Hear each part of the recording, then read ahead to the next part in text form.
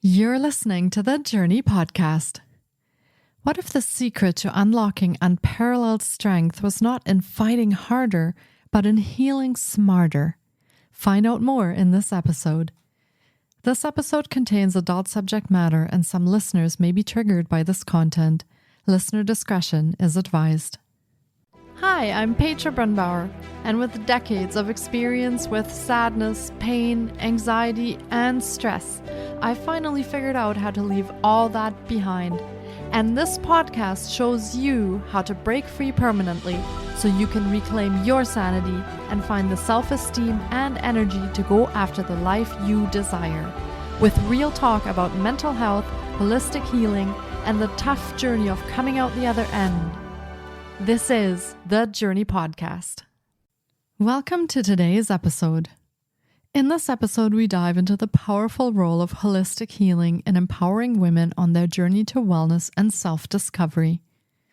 We discuss the integration of mind, body, and spirit practices that foster strength, balance, and resilience, emphasizing how these methods can address the unique challenges women face. Through nurturing our whole selves, we explore paths to empowerment that resonate deeply with women's experiences, offering tools for healing and personal growth. Dr. Christina Fontana, also known as the Pharmacist Coach, is a pharmacist, holistic healer, rapid transformation business coach, speaker, and 5-time author. She helps spiritually driven women to reignite your light and shine in your brilliance, confidence, and true essence. She started her entrepreneurial journey 12 years ago, being disempowered, homeless, broke, with a rare eating disorder, PTSD, and anxiety, and has since transformed, turning her pain into purpose, empowering women all over the world to step into more purpose, power, and prosperity. Over the last 12 years, Dr. Christina has been providing uplifting transformational content through her YouTube videos, books, courses, programs, and conferences. Her mission is to empower more healers and business owners unlock their innate gifts to create a domino effect of healing on the world. Here is my interview with Dr. Christina Fontana.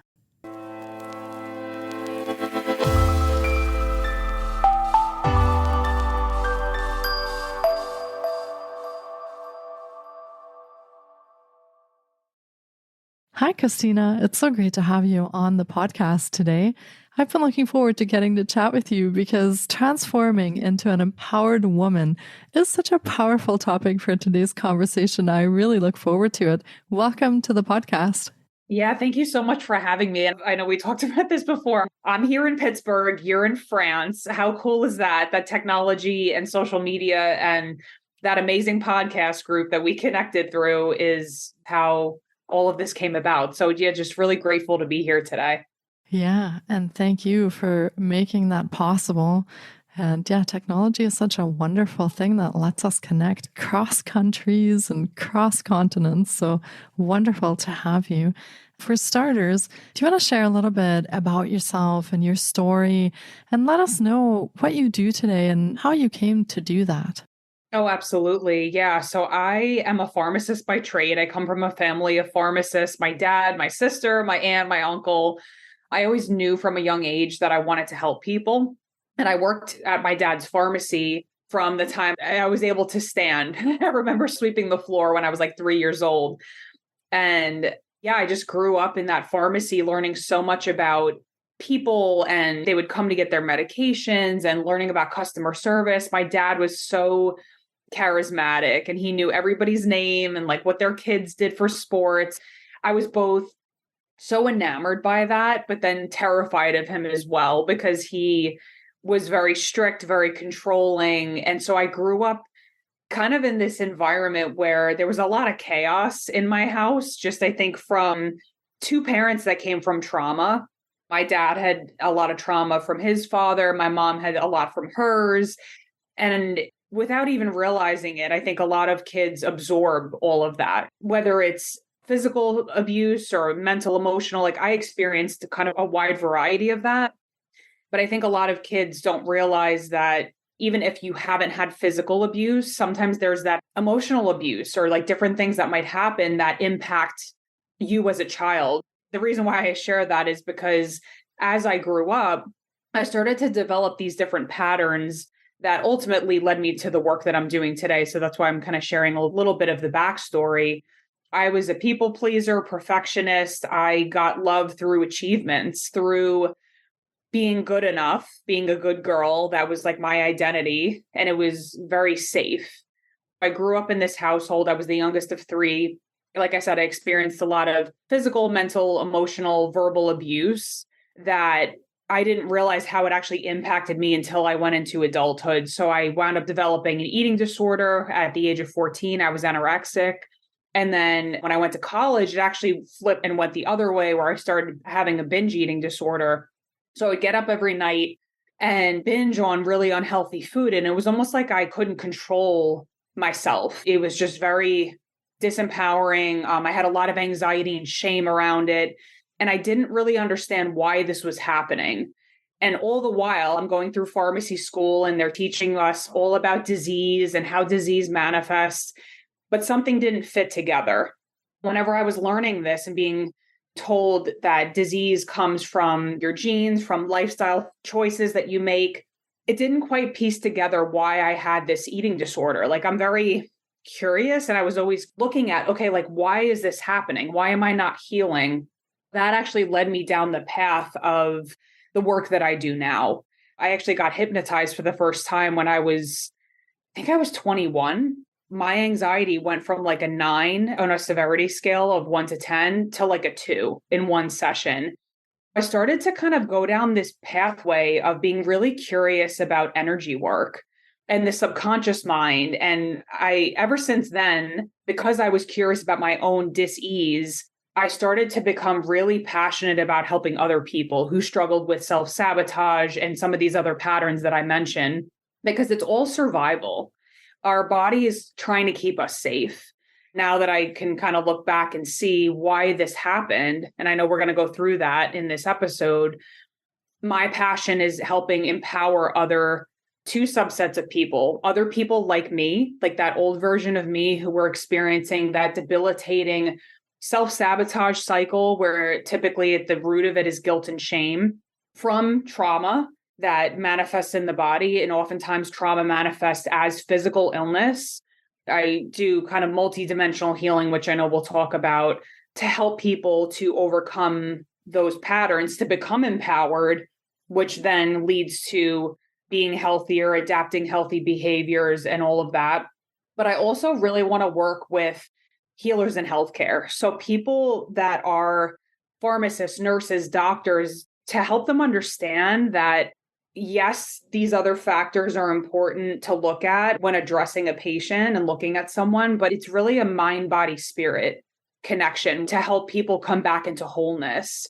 That's kind of the Cliff Notes version of how I got to where I am now and why I do the work that I do. Yeah, thank you for sharing that. And what a journey from pharmacist and now to healer. So do you find those two perspectives difficult to reconcile, or are they kind of just two sides of the same coin? What have you learned in your journey about these kind of almost opposing views? One that's very focused on the body and managing symptoms in our traditional Western healthcare system, and one that's more focused on a holistic perspective that also considers the spirit, energy, and actually more for like an Eastern holistic perspective. How do you find in reconciling these two perspectives? Yeah, I see everything as an opportunity. And I feel that that foundation of learning about physiology and the body and the immune system and all of that was so necessary for where I am now. I see it as not that it's wrong or bad, because we need medication in certain scenarios. And at the same time, I think that there's a bridge and a complementary way that those two things can work together to be able to help somebody, whether it's that someone is depressed and maybe they need medication temporarily. And then in the meantime, they're also supplementing and looking at nutrition and all of these other things. Like that was me. I was on Zoloft because I had mentioned to you, I was a pharmacist, that I was completely burnt out. And I started to eventually come off that medication and learn some different techniques. So I think that I don't want anybody listening to this to feel ashamed of like if you need medication in the interim. But I also think that there's so much that we can explore with nervous system work, energy work, looking at nutrition, looking at functional medicine. I mean, there's all these different avenues that I think we can consider when looking at coming back into wholeness, which is really what healing is. So I think it's kind of meeting the patient or meeting the person where they are without judgment and without saying like, you have this condition. Because I think that adds on another layer of guilt, shame, what's wrong with me. There's so much of that mental story that can go into it when that's actually not going to help somebody heal. Love, compassion, those are things that are medicine for the soul that really can help somebody. And that's what I found in my journey. Like I had such a harsh inner critic dialogue from my childhood. And I thought, oh, the harder I am on myself, then I'm going to be good enough. Then I'm going to be thin enough. And it's actually the opposite. And people tend to think like, oh, well, if I'm too nice to myself, I'll let myself off the hook, right? Or I'll slip back into old patterns. It's actually the opposite. When you start loving yourself and doing some of this inner transformation work, it liberates you from having to repeat those self-sabotage cycles over and over again. And like I said, I've lived it. So I can confidently say that loving kindness meditation, self-compassion, that's just one example, but that can really help somebody move towards healing. Yeah, I love that because it kind of opens the door to almost like an integrative approach where the two are not seen as sort of opposing ways to approach our health, but complementary in the sense that we take what we need from each and progress to what is right for us from there. So I like that idea. And you obviously have had a very long healing journey that already started in your teens when you were experiencing eating disorders. So what have you found along that path that you actually found helpful in your healing journey? Are there things that stand out to you that were particularly helpful? Oh, absolutely. A lot of, I think, the inner child work. So a lot of the things that helped me, I now help people with. If you think of a line of time, right now we're in the present, there's a future, there's a past.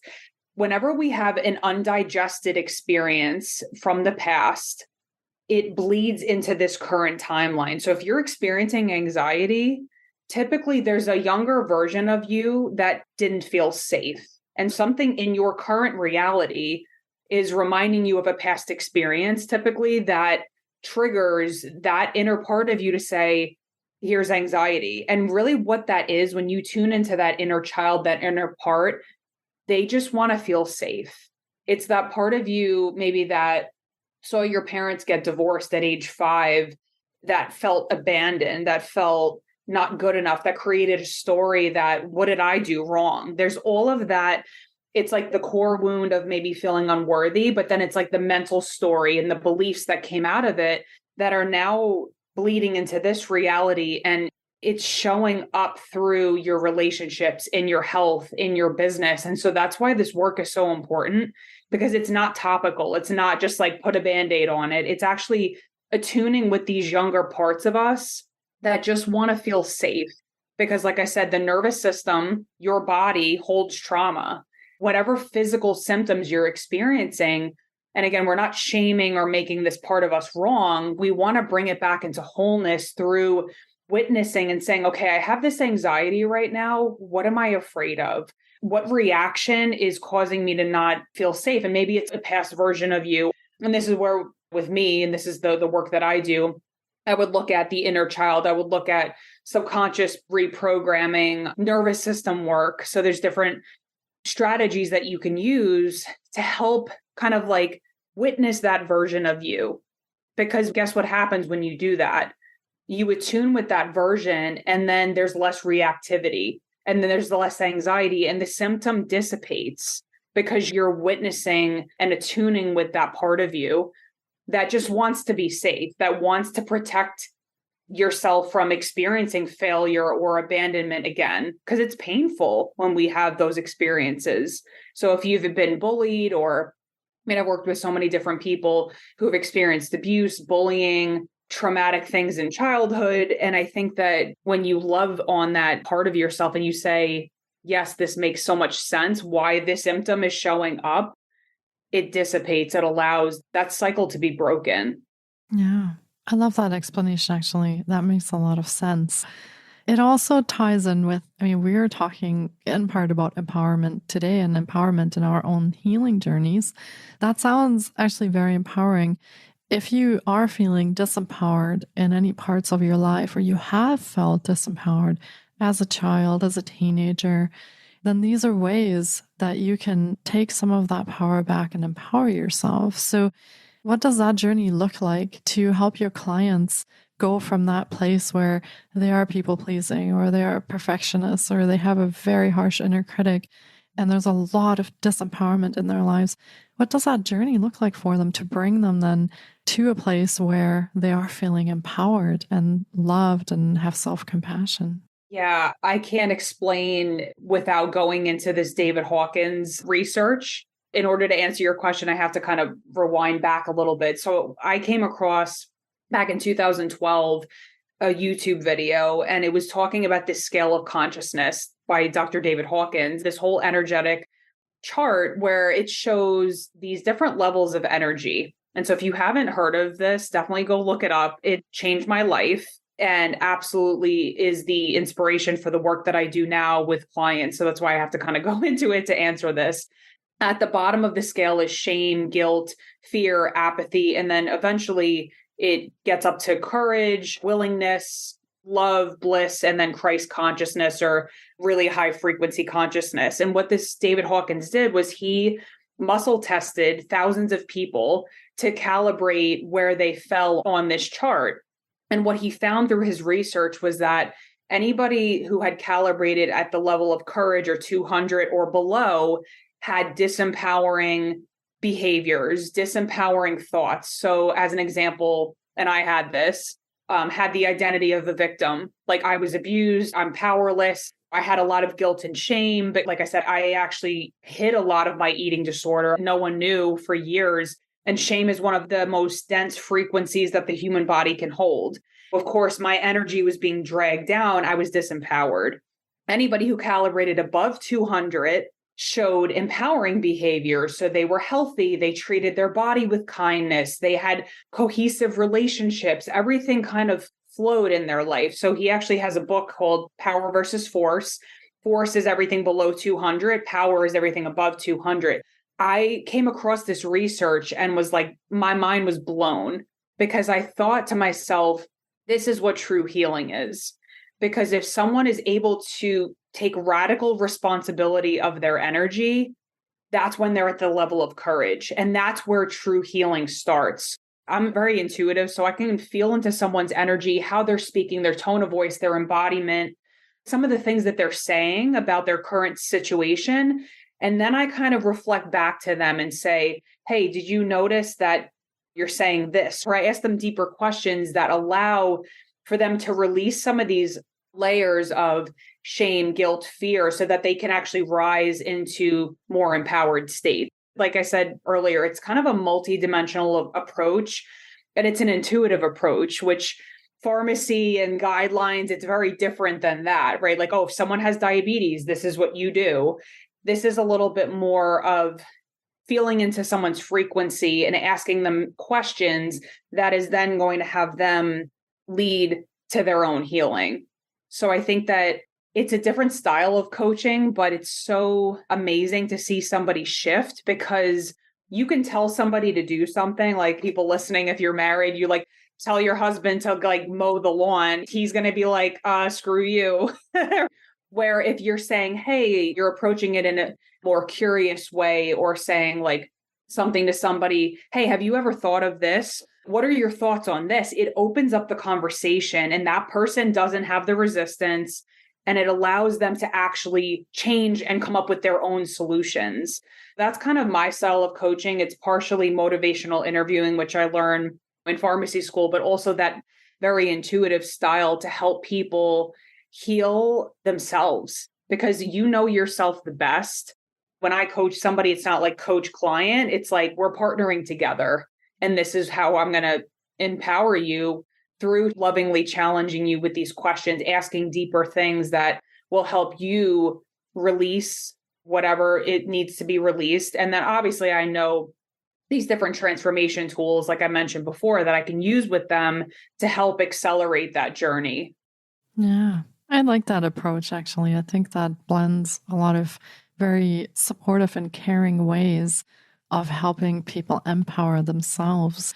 Now, I'm curious when we're talking about this frequency chart. So, if we're vibrating at very low hertz frequency and we're in these emotions that are sort of more towards the bottom, like the shame and the fear and the guilt, is it difficult for yourself or your clients to move up on that chart and come into the more higher frequencies? Is that sort of a difficult path that we really have to work at? Or are there ways that you can help your clients to kind of bring up their frequency or raise their vibration in a fairly prompt and effective manner? Or is it something we really have to work at?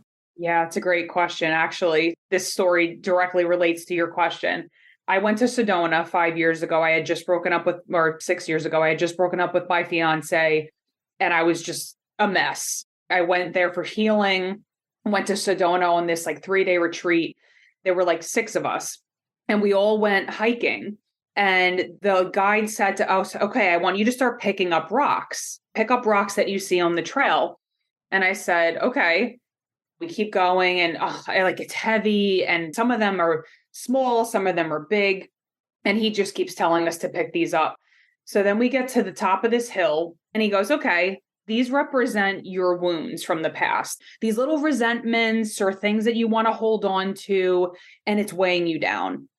And he said, okay, you have a choice. Are you going to let it go? Are you going to put the rocks down? Or are you going to continue to hold on to it because of whatever reasons? Oh, I got abused, or I was a victim, or all of these things, because there is a payoff to holding on to that. And some people didn't want to let it go. I let it go right away. I was like, I'm done. I don't want to hold on to these rocks. I share that story because I think that it's up to your level of willingness. And the ego so desperately wants to grip onto making ourselves right and making others wrong.